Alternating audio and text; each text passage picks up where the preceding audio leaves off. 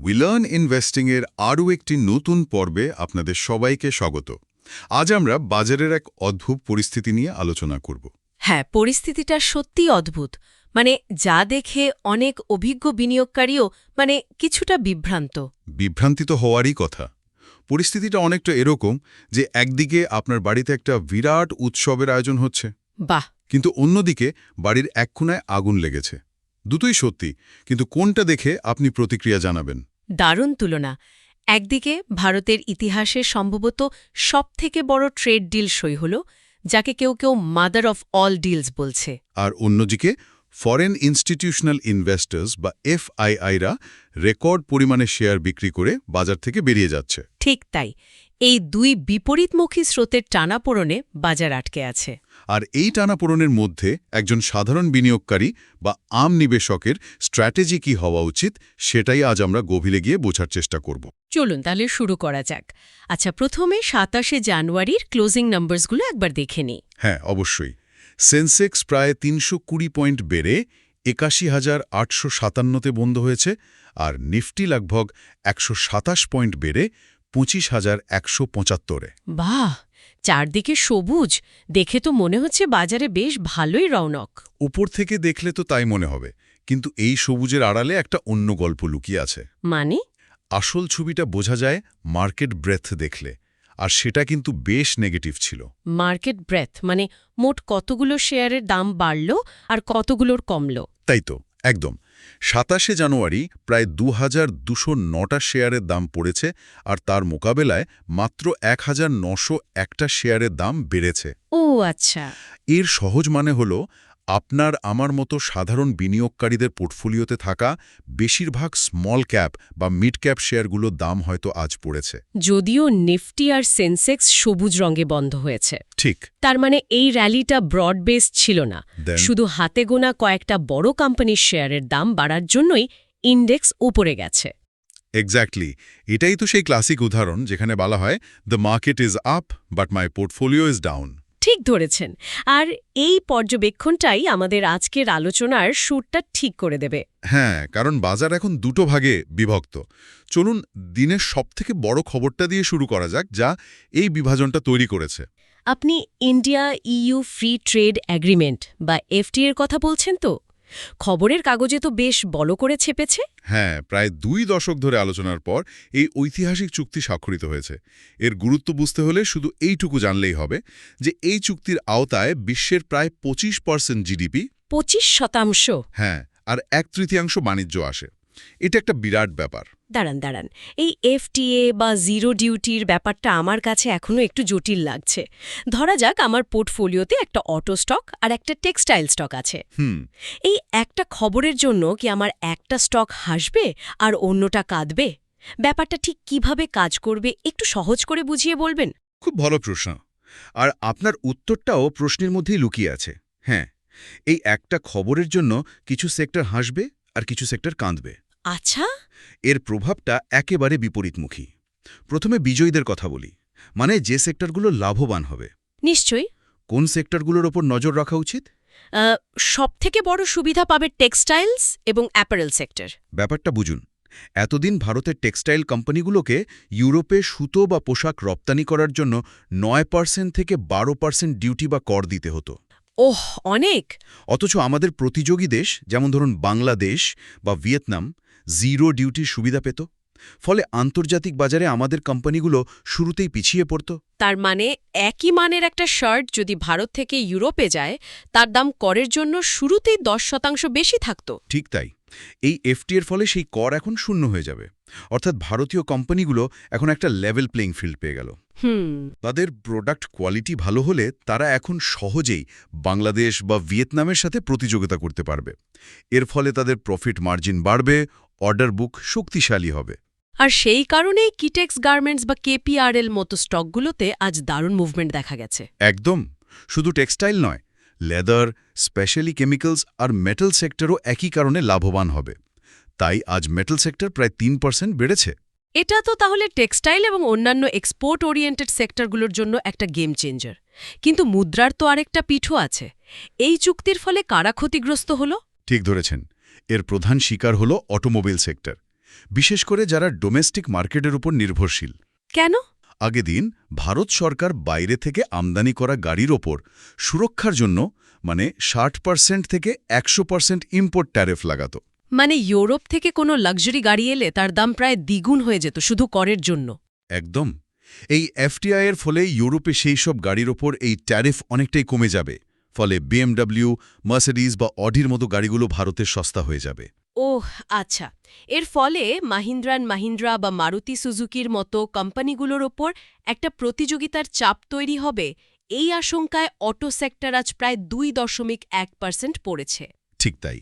বাজার সবসময় ভবিষ্যতের দিকে তাকিয়ে থাকে, আর আজ সেই ভবিষ্যতের আঁচ পেয়েই অটো স্টকগুলোতে সেলিং প্রেশার দেখা গেছে।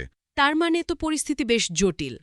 একদিকে এফটিআই এর জন্য কিছু স্টক কিনব, আবার অন্যগুলো বিক্রি করে দেব। কিন্তু এর মধ্যেই তো আরেকটা বড় ফ্যাক্টর কাজ করছে। কোনটা? FII selling. জানুয়ারি মাসে প্রায় 40,404 কোটি টাকার শেয়ার বিক্রি করেছে এফআইআইরা। এত বড় বিক্রির পরেও বাজার পড়ল না কেন, এটা আমার মাথায় ঢুকছে না। কারণ এই গল্পের আরেকজন নায়ক আছে, আর সেই নায়ক এখন আগের থেকে অনেক বেশি শক্তিশালী। মানে? ডিআইআইদের কথা বলছেন? হ্যাঁ, আমি ডোমেস্টিক ইনস্টিটিউশনাল ইনভেস্টার্স বা ডিআইআইদের কথা বলছি। আমাদের নিজেদের মিউচুয়াল ফান্ড, ইন্স্যুরেন্স কোম্পানিগুলো, তারা কি করেছে? এফআইআইরা যখন জানুয়ারিতে 40,000 কোটি টাকার বেশি শেয়ার বিক্রি করেছে, ডিআইআইরা তখন প্রায় 54,823 কোটি টাকার শেয়ার কিনে নিয়েছে। বাহ! তার মানে এফআইআইদের সব বিক্রি ডিআইআইরা একাই সামলে নিয়েছে এবং তারপরেও অতিরিক্ত কিনেছে। ঠিক তাই। এই বিপুল পরিমাণ কেনাকাটায় বাজারকে একটা ফ্লোর সাপোর্ট দিয়েছে, আর এটাকেই আমি বলছিলাম ভারতের বাজারের একটা স্ট্রাকচারাল শিফট। এই স্ট্রাকচারাল শিফটের পয়েন্টটা খুব গুরুত্বপূর্ণ। কিন্তু একজন বিনিয়োগকারী হিসাবে আমার মনে ট্রোস্টেম অনেকগুলো প্রশ্ন ঘুরছে। বলুন। এই যে ডিআইআইদের সমর্থনে বাজার একটু উঠল, এটা কি একটা dead cat bounce? Dead cat bounce শব্দটা একটু বুঝিয়ে বলুন আমাদের শ্রোতাদের জন্য। মানে যেমন একটা মৃত বেড়ালও অনেক উঁচু থেকে পড়লে মাটিতে লেগে একবার সামান্য লাফায়, সেরকমই কি এটা একটা বড় পতনের আগে ছোটখাটো একটা সাময়িক উত্থান? ভালো পয়েন্ট। কারণ এফআইআইরা তো এখনও বিক্রি করছে। যদি কোনো কারণে ডিআইআইদের কেনার ক্ষমতা কমে যায়, তখন বাজারকে কে বাঁচাবে? আপনার আশঙ্কা অমূলক নয়। এফআইআই সেলিং অবশ্যই একটা চিন্তার কারণ, কিন্তু ডিআইআইয়ের শক্তিকে ছোট করে দেখলে চলবে না। কেন? কারণ এসআইপির মাধ্যমে প্রতি মাসে প্রায় 20,000 কোটি টাকা বাজারে আসছে। এটা একটা স্থায়ী স্রোত। কিন্তু আপনি ঠিকই বলেছেন, এফআইআই সেলিং যদি আরও বাড়ে বা গ্লোবাল মার্কেটে যদি বড় কোনো সমস্যা হয়? হ্যাঁ, তাহলে স্বল্পমেয়াদী চাপ আসতেই পারে। শুধু তাই নয়, রুপিও তো রেকর্ড দুর্বল। 91.70 কাছাকাছি ঘোরাফেরা করছে। ডলারের মোকাবিলা টাকার দাম কমলে তো এফআইআইদের কাছে ভারতীয় বাজারে বিনিয়োগ করাটা আরও কম আকর্ষণীয় হয়ে যায়, তাই না? অবশ্যই। দুর্বল রুপি আমদানিকারক কোম্পানিগুলোর জন্য খুবই খারাপ খবর, কারণ তাদের কাঁচামাল কিনতে বেশি টাকা লাগে। এর ফলে তাদের মার্জিন কমে যায়। কিন্তু এখানেও মুদ্রার অপর পিঠ আছে। আমাদের আইটি বা ফার্মার মতো রপ্তানিকারক সেক্টরগুলোর জন্য এটা কিন্তু ভালো খবর। ও আচ্ছা, কারণ তারা ডলারে আয় করে। একদম। তাই এখানেও একটা সেক্টর ভিত্তিক বিভাজন দেখতে হবে। পুরো বাজারকে এক সারিতে ফেলা যাবে না। আচ্ছা, বুঝলাম। কিন্তু কর্পোরেট আর্নিংসও তো খুব একটা ভরসা দিচ্ছে না। ফলাফল তো বেশ মিশ্র। একদিকে অ্যাক্সিস ব্যাংক খুব ভালো ফল করেছে, কিন্তু অন্যদিকে কোটাক মহিন্দ্রা ব্যাংক হতাশ করেছে। আর এশিয়ান পেইন্টসের ফল তো পরিষ্কার বুঝিয়ে দিচ্ছে যে গ্রামীণ চাহিদা বা রুরাল ডিমান্ড এখনও বেশ দুর্বল। বাজারে তো একটা নতুন শব্দ খুব চলছে, প্রফিটলেস গ্রোথ। হ্যাঁ, প্রফিটলেস গ্রোথের ধারণাটা এখন খুব প্রাসঙ্গিক। কোম্পানিগুলোর বিক্রি বা রেভিনিউ হয়তো বাড়ছে, কিন্তু কাঁচামালের দাম বা অন্যান্য খরচ বেড়ে যাওয়ায় তাদের প্রফিট বা লাভ কমছে। এশিয়ান পেইন্টসের ক্ষেত্রেই এটাই হয়েছে। ঠিক। এটি একটা বড় চিন্তার বিষয়, কারণ ভারতের অর্থনৈতিক বৃদ্ধির একটা বড় অংশ নির্ভর করে গ্রামীণ বাজারের উপর। আর সবশেষে ইন্ডিয়া ভিক্স মানে ভলিটিলিটি ইন্ডেক্স একদিনে 13% বেড়ে 16-র উপরে চলে গেছে। এই ভিক্স তো বাজারের ফিয়ার গেজ বা ভয়ের পরিমাপক, তাই না? একদম ঠিক। এর মানে তো বাজারে বিনিয়োগকারীদের মধ্যে ভয় আর অনিশ্চয়তা বাড়ছে। ঠিক। ভিক্স যখন বাড়ে তখন বুঝতে হবে যে আগামী দিনে বাজারে বড় ধরনের ওঠানামা হতে পারে। সামনে ইউনিয়ন বাজেট আছে, তাই এই ভোলেটাইলিটি আরও বাড়তে পারে। তাহলে তো পরিস্থিতি বেশ ভয়েরই মনে হচ্ছে। কিন্তু এটাই তো বাজারের মজা। মুদ্রার অপর পিঠটাও দেখতে হবে। বুলদের হাতেও কিন্তু কম যুক্তি নেই। যেমন? প্রথমত, যে ইন্ডিয়া ইউ এফটিএর কথা আমরা আলোচনা করলাম, সেটা কোনো একদিনের খবর নয়। এটা একটা মাল্টি-ইয়ার স্ট্রাকচারাল পজিটিভ ঘটনা। ঠিক, এটা দীর্ঘমেয়াদী ভালো খবর। কিন্তু স্বল্পমেয়াদী স্বস্তি কোথায়? স্বল্পমেয়াদী স্বস্তি আসছে ভারতের অভ্যন্তরীণ অর্থনীতি থেকে, যা এখনও বেশ শক্তিশালী। ম্যানুফ্যাকচারিং পিএমআই বেড়ে 56.8 হয়েছে, যা 3 মাসের মধ্যে সর্বোচ্চ। মানে ফ্যাক্টরি আউটপুট বাড়ছে, নতুন অর্ডার আসছে। হ্যাঁ, আর আপনি যে মিশ্র আর্নিংসের কথা বললেন, সেখানেও তো ভালো দিকটা দেখতে হবে। বিপিসিএল এর প্রফিট 89% বেড়েছে। বিপিসিএল তো দারুণ টার্নারাউন্ড করেছে, 206% প্রফিট বৃদ্ধি। ঠিক, আল্ট্রাক সিমেন্টের লাভ 32% বেড়েছে। এই পরিণামগুলো কি প্রমাণ করে? এগুলো প্রমাণ করে যে ভারতের ক্যাপেক্স সাইকেল বা বিনিয়োগ চক্রের গল্পটা এখনও অটুট। কেপ্যাক্স সাইকেল। সরকার এবং প্রাইভেট সেক্টর দুজনেই পরিকাঠামো তৈরিতে বিপুল বিনিয়োগ করছে, আর তার সুফল সিমেন্ট, ক্যাপিটাল গুডস, পাওয়ার সেক্টরের মতো কোম্পানিগুলো পাচ্ছে। আর টেকনিক্যালি বাজারের কি অবস্থা? কোনো আশার আলো দেখা যাচ্ছে? হ্যাঁ, টেকনিক্যালি নিফটি তার 25,000-এর গুরুত্বপূর্ণ সাপোর্ট লেভেল থেকে একটা বুলিশ হ্যামার ক্যান্ডেল তৈরি করেছে। Hammer candle? এই হ্যামার বা হাতুড়ির মতো দেখতে ক্যান্ডেলটা সাধারণত বোঝায় যে বিক্রেতারা দিনের বেলায় শেয়ারের দাম অনেক নিচে নামানোর চেষ্টা করলেও দিনের শেষে ক্রেতারা আবার বাজারকে উপরে টেনে তুলতে সফল হয়েছে। এটা অনেক সময় পতনের ট্রেন্ড শেষ হওয়ার একটা ইঙ্গিত দেয়। তাহলে একদিকে আপনার বলা বুল কেসের যুক্তিগুলো বেশ শক্তিশালী, কিন্তু অন্যদিকে এফআইআই সেলিং বা দুর্বল গ্রামীণ চাহিদার মতো রিস্কগুলো ফেলে দেওয়ার মতো নয়। এই পরিস্থিতিতে দাঁড়িয়ে একজন সাধারণ বিনিয়োগকারীর রণকৌশলটা ঠিক কী হওয়া উচিত? কিনবে, বেচবে, নাকি চুপ করে বসে থাকবে? এটাই সবথেকে গুরুত্বপূর্ণ প্রশ্ন। আমার মতে এই ধরনের বিভক্ত বাজারে স্ট্র্যাটেজি হওয়া উচিত by the theme, not the index. মানে চোখ বন্ধ করে নিফটি ইটিএফস বা পুরো বাজার কেনার বদলে নির্দিষ্ট থিমের ওপর ভিত্তি করে সেক্টর বা স্টক বাছতে হবে। একদম, কারণ আমরা পরিষ্কার দেখতে পাচ্ছি যে কিছু সেক্টর দৌড়াচ্ছে আর কিছু পিছিয়ে পড়ছে। আচ্ছা, তাহলে সেই থিমগুলো কি কি আমাদের শ্রোতাদের জন্য যদি একটু ভেঙে বলেন। আমি 4টে প্রধান থিমের কথা বলবো। প্রথম থিম হলো এফটিএ এক্সপোর্ট বাস্কেট। এটাকে আমি স্ট্রং বাই ক্যাটাগরিতে রাখব। আচ্ছা, মানে টেক্সটাইলস, অ্যাপারেল, স্পেশালিটি কেমিক্যালস। হ্যাঁ, এবং লেদার। এই সেক্টরগুলোর সেই সব কোম্পানিতে বিনিয়োগ করা যেতে পারে যাদের ইউরোপে ভালো এক্সপোর্ট এক্সপোজার আছে। খুব ভালো পয়েন্ট, মানে হোমওয়ার্ক করে স্টক বাঁচতে হবে। আচ্ছা, দ্বিতীয় থিমটা কি? দ্বিতীয় থিম হল ক্যাপেক্স অ্যান্ড ক্রেডিট সাইকেল। এটাকে বাই অন ডিপস বলা যেতে পারে।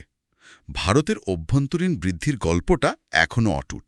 তাই ক্যাপিটাল গুডস সেক্টরের শেয়ার্স যেমন এলএনটি, প্রাইভেট ব্যাংকস আর সিমেন্ট সেক্টর। ঠিক, এই সেক্টরগুলোতে যে কোনো বড় পতনে কেনা যেতে পারে। আল্ট্রাটেকের ভালো রেজাল্ট তো আমরা দেখলামই, যা এই থিমকে আরও শক্তিশালী করছে। আর কোন সেক্টরগুলো থেকে এখন একটু দূরে থাকা উচিত? সেটাই আমার তৃতীয় থিম, কনজাম্পশন কশন। এটাকে আমি অ্যাভয়েড বা সেল অন রাইস ক্যাটাগরিতে রাখব। এফএমসিজি, পেইন্টস, কিছু অটো কোম্পানি। হ্যাঁ, এই সেক্টরগুলোয় মার্জিন প্রেশার দেখা যাচ্ছে, যার মূল কারণ দুর্বল গ্রামীণ চাহিদা। যতক্ষণ না গ্রামীণ অর্থনীতির স্পষ্ট পুনরুদ্ধার দেখা যাচ্ছে, ততক্ষণ এই সেক্টরগুলোয় নতুন করে বড় বিনিয়োগের ব্যাপারে সতর্ক থাকতে হবে। খুব পরিষ্কার বিশ্লেষণ। আর চতুর্থ বা শেষ থিম? চতুর্থ থিমটা একটু ট্যাকটিক্যাল, মানে স্বল্প মেয়াদের জন্য। এর নাম আমি দিয়েছি বাজেট হেজ। Budget hedge. যেহেতু সামনেই ইউনিয়ন বাজেট আছে এবং ইন্ডিয়া ভিক্স 16-র ওপরে, মানে বাজারে ভলাটিলিটি বেশি, তাই যাদের পোর্টফোলিও বড় তারা কিছুটা হেজিংয়ের কথা ভাবতে পারেন। হেজিং মানে ঝুঁকি কমানোর উপায় তো? কিভাবে করা যেতে পারে? সবচেয়ে সহজ উপায় হল গোল্ড ইটিএফে পোর্টফোলিওর একটা ছোট অংশ, ধরুন 5-10% বিনিয়োগ করা। এটা আপনার পোর্টফোলিওকে একটা কুশনের মতো সাপোর্ট দিতে পারে। তাহলে আপনার মতে এখন স্টক স্পেসিফিক হওয়ার সময়, ব্রড মার্কেটের উপর বাজি ধরার নয়। একদম। সংক্ষেপে বলতে গেলে ভারতীয় বাজার এখন দুটো বড় শক্তির মধ্যে দাঁড়িয়ে আছে। একদিকে গ্লোবাল হেডউইন্ডস আর এফআইআই সেলিংয়ের চাপ, আর অন্যদিকে ডোমেস্টিক স্ট্রেংথ, শক্তিশালী ডিআইআই এবং পলিসি পজিটিভস যেমন এফটিএর সমর্থন। ঠিক, এই দড়ি টানাটানির বাজারে অন্ধভাবে বিনিয়োগ না করে সঠিক গবেষণা করে স্টক সিলেকশন করাই সাফল্যের একমাত্র চাবিকাঠি। একেবারে সঠিক বিশ্লেষণ। আজকের মতো এখানেই শেষ করছি। আশা করি আমাদের এই গভীর আলোচনা আপনাদের বাজারের এই জটিল পরিস্থিতিতে সঠিক সিদ্ধান্ত নিতে সাহায্য করবে। সামনেই বাজেট, তাই বাজার আরও ভোলাটাইল থাকতে পারে। সাবধানে থাকবেন এবং নিজের গবেষণা করে বিনিয়োগ করবেন। ধন্যবাদ।